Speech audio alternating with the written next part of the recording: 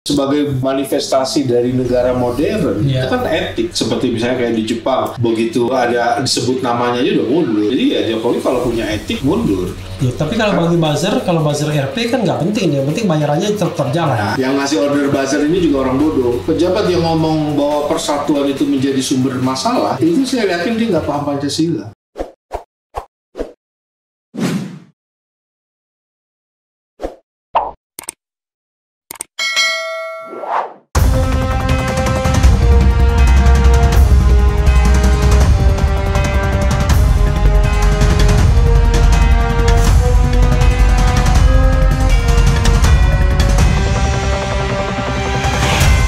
Assalamualaikum warahmatullahi wabarakatuh, Sobat RH sekalian. Jumpa lagi di channel yang keren ini, keren cadas ya. Kali ini saya ada tamu yang luar biasa yang kemarin sibuk mengibarkan bendera putih. Jadi dia mengatakan mari kita kibarkan bendera putih ya, tanda rakyat sudah menyerah ya. Jadi teman saya sendiri ya, kalau sehari-hari kadang-kadang ketemu di kami Koalisi Aksi Menyelamatkan Indonesia, tapi aslinya aktivis dari Infus. Jadi Infus itu kalau kita sudah kekurangan makan. Jadi Indonesia Future Studies ya. Beliau adalah Muhammad Gede Suryana Yusuf. Assalamualaikum warahmatullahi wabarakatuh, bro. Waalaikumsalam warahmatullahi wabarakatuh. Tos dulu kita. Luar biasa. Jumpa lagi. Tapi saya intip-intip nih kaos ini jatah hashtag anak Pak Lurah. Ini maksudnya apa nih? Ya tahu lah sendiri gitu ya. Waktu ada isu korupsi bansos itu kan ada istilah anak Pak Lurah nih ya. Oke. Jadi ini termasuk semacam Maksudnya Jamila ini, protes sosial. Anak Pak Lurah itu Jamila bukan? Ya misalnya boleh diartikan. Karena ada lagu dulu kan, dudul aduh Jamila, gadis manis anak Pak Lurah. Ini kan ini sentilan juga buat KPK. Ini anak Pak Lurah kapan dipanggil? Walaupun sudah disebut-sebut. Ya kan Jamila kan? Iya. Oke. Iya, bro, jangan lupa bro ya di dekat-dekatkan sini ya, bro. Jadi cari yang paling nyaman ya. Oke. Soalnya kadang-kadang suara itu penting sekali podcast begini ya. Saya kalau deket-deket malah jadi pengen nyanyi nih. Oh ya, silakan, ya kan? Kalau lihat video-video dulu Beatles, John Lennon kan deket-deket banget mulutnya. Oh iya, karena mikrofon yang jadul ya kan. Cuma ini entahlah, kita harus juga lebih dekat ya. Kadang-kadang soal setelan juga gitu ya. Banyak yang protes tuh suaranya nggak terlalu masuk. Jadi ada narasumber bro yang kadang-kadang dia nahan suara. Jadi kadang-kadang dia ngerendel kan, dia lupa kalau dia tuh sedang ngomong ke publik. Jadi suara harus coming out memang. Jadi itu miking. Mungkin pakai suara perut. Iya. Jadi nggak boleh suara gerundel gitu. Kecuali kalau kita di film, kalau di sinetron kan gitu kan kadang-kadang. Oh ya, tapi suaranya udah dipersiapkan duluan. Dubbingnya ya. Saya berapa kali mendapatkan bro punya macam-macam ini ya. Gede Suryana, coba ya. Saya berapa kali mendapatkan statement pernyataan gitu ya. Ini soal yang menarik ya. Biar saya bacakan dulu sebagai pertanggungjawaban publiknya. Ini ada bro sedang mempersiapkan ulang tahun kami ya ini ya. Koalisi Aksi Menyelamatkan 76 tahun. Indonesia Tangguh, Indonesia Tumbuh. Oh itu ya, untuk yang umum ya? Itu untuk yang pemerintah punya. Oh, yang kami punya? Yang kami punya itu 76 tahun, Ibu Pertiwi masih menangis. Oh luar biasa. Nanti saya minta penjelasan itu ya. Kenapa masih menangis ya? Nah ini bro juga minta mempermasalahkan indikator kematian yang dihapus, ya kan? Nah saya dulu ya sebutkan dulu, nanti bro yang mau bahas yang mana dulu kita nanti tentukan ya. Kemudian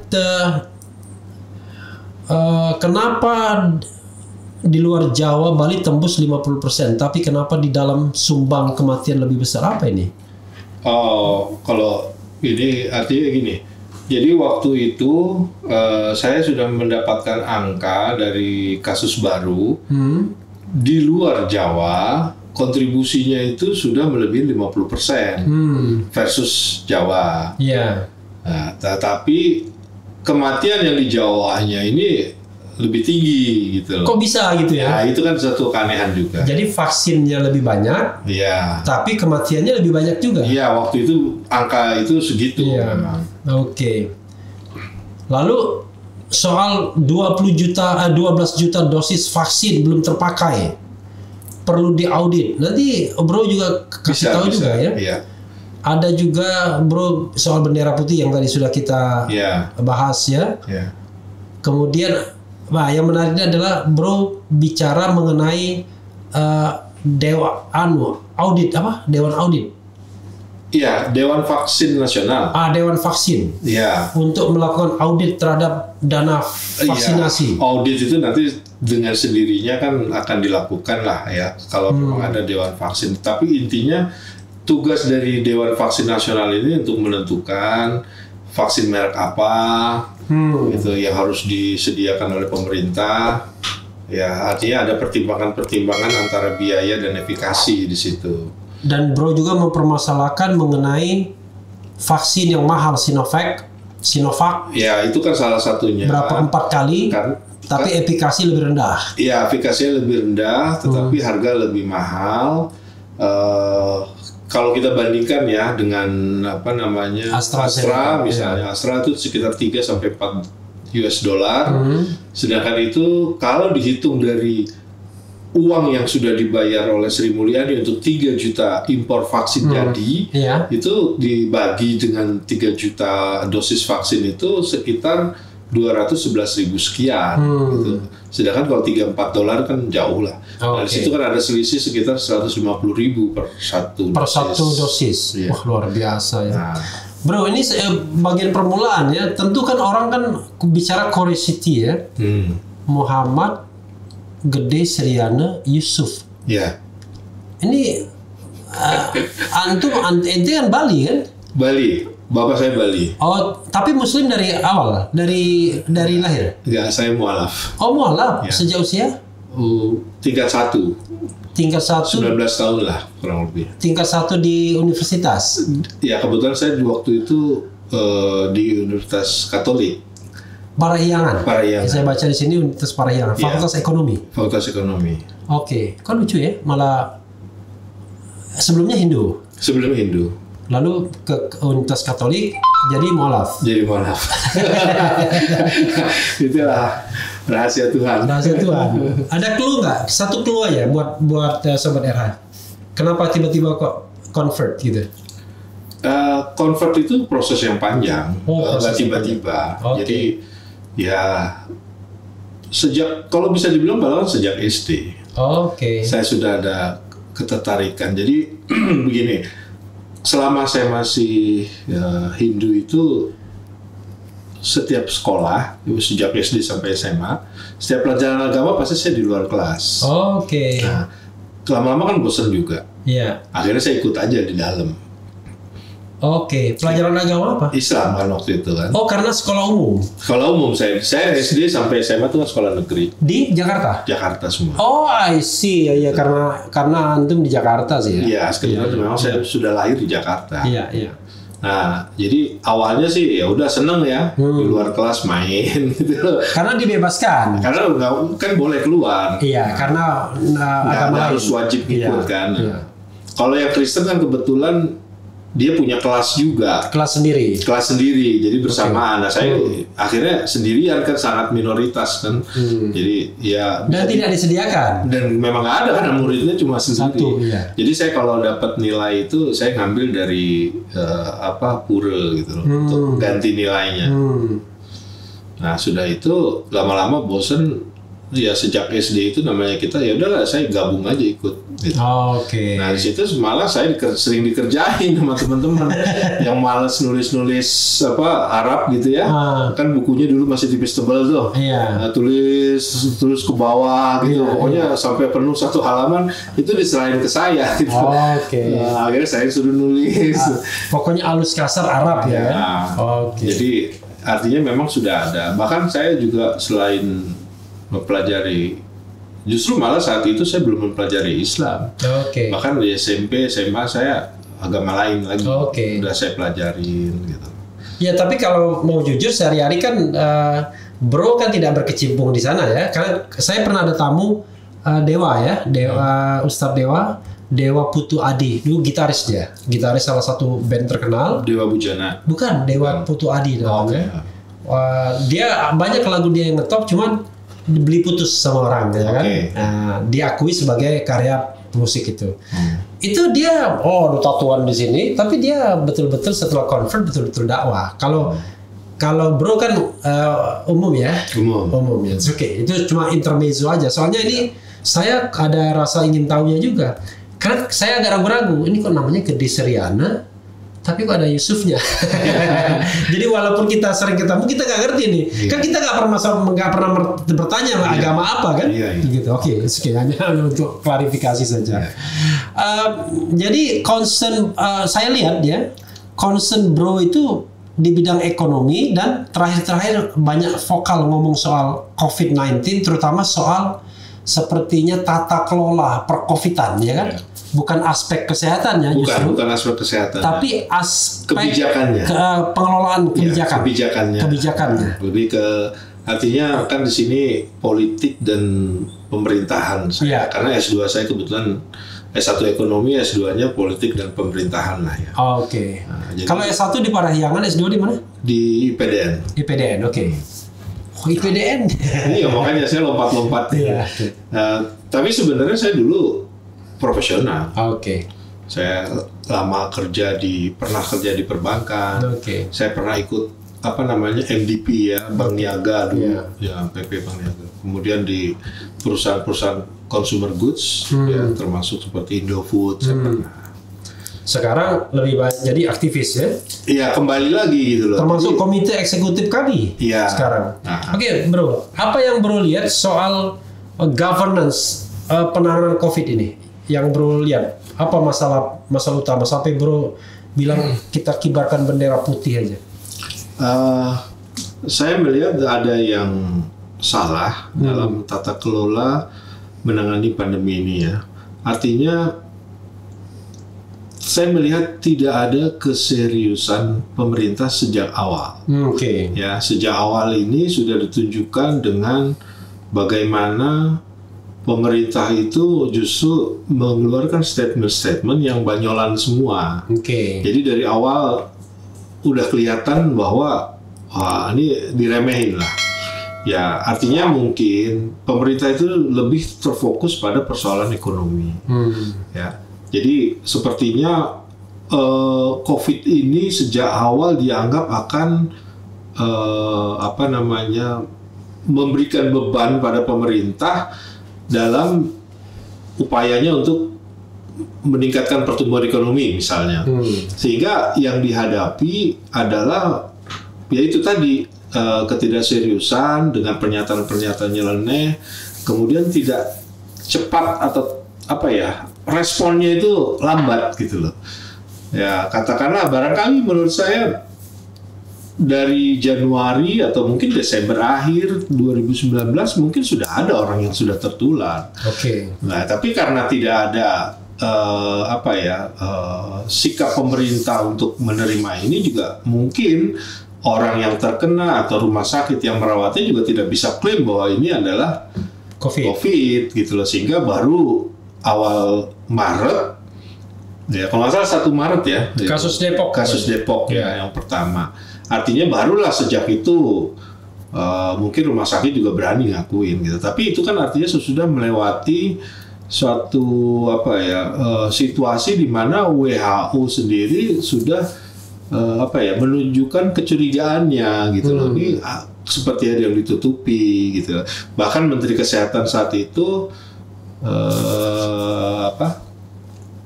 menantang Harvard, tunjukkan gitu loh bahwa COVID sudah ada. Menteri Kesehatan siapa namanya waktu itu? Putranto ujungnya, lupa sih. Yang dari Gatot Subroto ya, RSPAD. Jadi Terawan ya. Ya. Nah, jadi dari situ sudah kelihatan buang waktu kan sebenarnya. Gitu. Artinya seharusnya sudah menyiapkan suatu antisipasi bagaimana begini-begini, masyarakat sudah disiapkan untuk menghadapi COVID ini kan enggak gitu loh. Jadi akhirnya semuanya gagap gitu. Seperti misalnya waktu itu sampai